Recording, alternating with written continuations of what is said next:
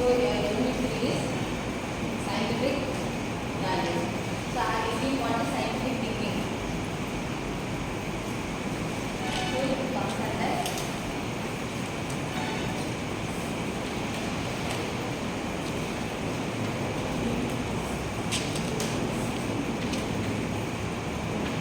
evidence-based reasoning. So scientific thinking is evidence-based reasoning. So it is not about just analyzing the facts. So when it comes to scientific thinking, what will be the first point? We have already discussed what is it. So when it comes to scientific thinking, what does that do? So accepting all the facts that is given. Is it true? Is it true? For example, we have seen lots of facts in the previous class. So the first fact is, what is the first one he said? When a person is walking or going somewhere, if a cat crosses, it is denoted as a bad sign. So we should accept that.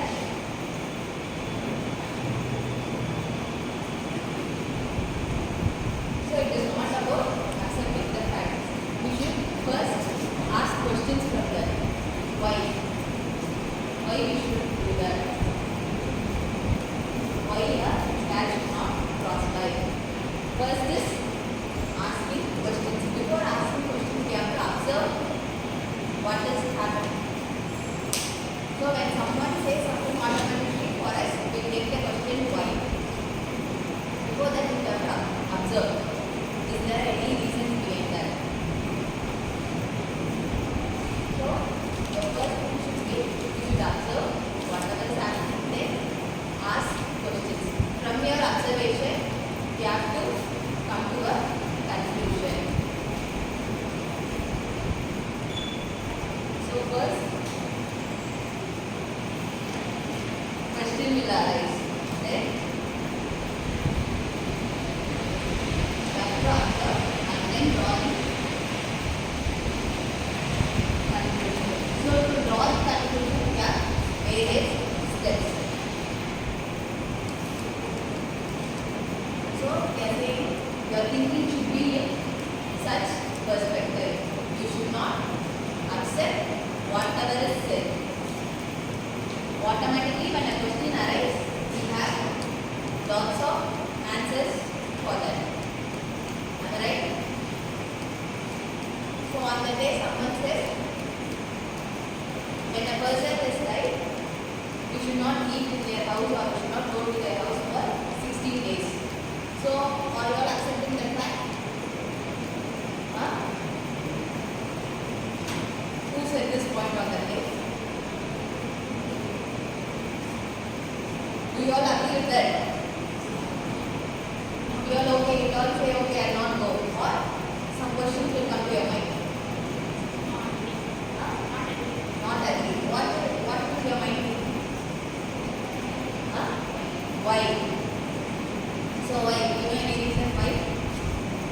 An answer for that? Our ancestors are saying we should not go to their house or we should not eat in their house. And we are all following that till now. We will not go and eat there. But this was for their, this was set in their period. Does this practically implemented now or is that needed now? So your first question will come why. Can anybody tell the answer why? Why we should not go to their house or why we should not eat in their house? So in those days, we don't have enough medical facilities. That is the first point. So we don't know why the person has died. It may be due to any virus infection or bacteria, anything. So the 16 period is enough for that bacteria or virus to go away or get rid of. So that was the reason why they said we should not go there, eat there. But as the days passed by, it has become a fact that we should not go there or eat. So before doing everything, we should applicable to observe. Why they said that? Is there anything happening related to it? So that is your observation, and then finally you should draw a conclusion. For this only they have said that. So you should not do this. We can do this. This is only applicable for those period. Now it is not needed. So this is your thinking should be when it comes to scientific thinking. It is a proper evidence-based reasoning. For everything you should provide an evidence. For everything you should test and give a conclusion. So the key aspects of this. First is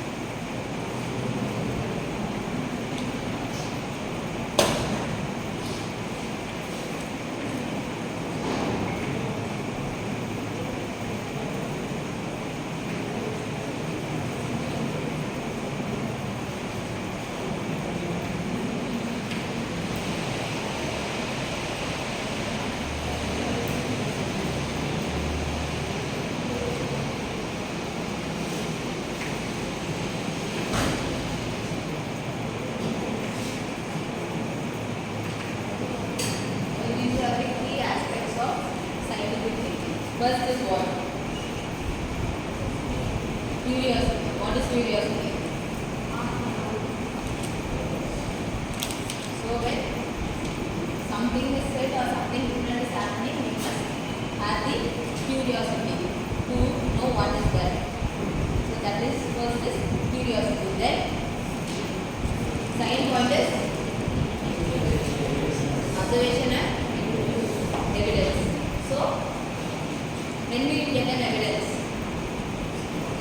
when we keep on observing something, when we go deeper into it, so you will get the evidence.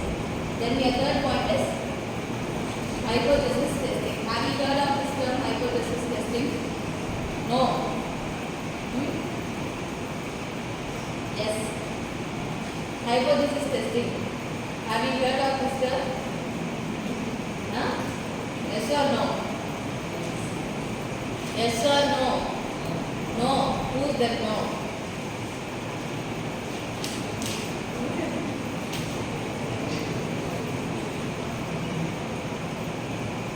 Hypothesis testing. Have you heard? Have you studied somewhere? Yes or no? Yes. All say yes or no?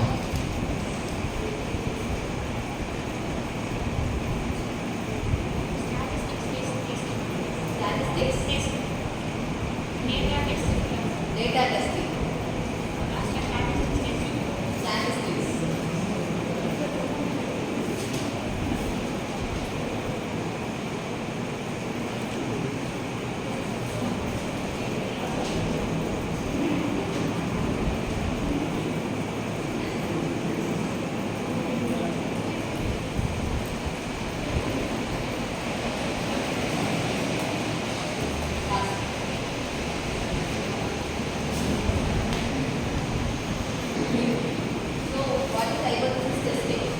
We have observed something.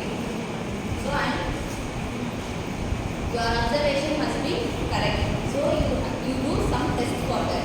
So that is called as hypothesis testing. And fourth is logic and reasoning. So automatically when you do testing, when you test something, you will get the logic and what is the reason behind it. And your final one is openness to change. So you have to do something and come to a conclusion. So after that, new evidence you have found out. After that, you have thought in some other perspective and some other new idea have come for a particular topic. Then you are ready to accept that change, and you will change the whole theory. whenever new evidences are coming, you will automatically have a broad mind to accept that.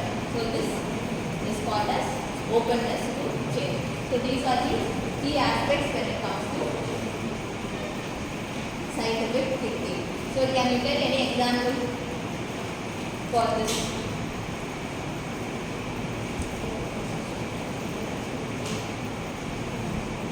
Any day-to-day life examples? So on that day itself I told an example. Do anyone remember that? No, you are not there. Anyone else? Mafia. Do you remember that example? What is it on the day?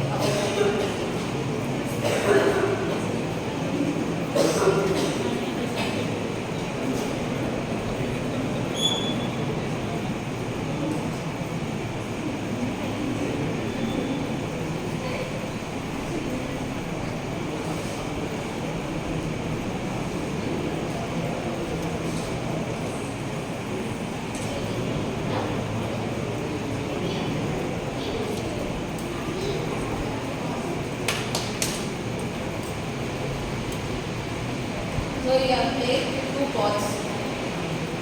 We are planting two plants in two different areas in the house. One is at the balcony and the other one is inside your house somewhere where you do not get sunlight. You water both the plants regularly. After 1 month, you have observed that the plant which is outside has grown fast and the one which is inside is not grown. So what will you observe? So first is curiosity. Automatically you will think why that is grown well outside and the one which is inside is not grown. So that will be your first thing. Then you will come to a conclusion. What conclusion you will come? So the plant which is in the sunlight is grown fast. That will be your observation. So for that you will do hypothesis testing. So your plant, what you have to do is the plant which gets sunlight is growing faster. Then you will, what will you do? Take the plant which is inside and keep it in sunlight and see whether it is growing or not. Then in that case, if it is growing faster, your observation is correct. If it is kept in sunlight, it grows faster than your hypothesis. So here your hypothesis testing is done. Next is what will be the conclusions. What will you frame? Logic behind it. Because of sunlight, it is not growing. So that will be your reason and logic behind that. So for example, the plant which is kept outside is also not grown. Then your conclusion will become wrong. What will your fact will become wrong. So it may be due to some insects or some disease in the plant. So you will discover another one proposal. Then for that proposal you will be doing your hypothesis testing.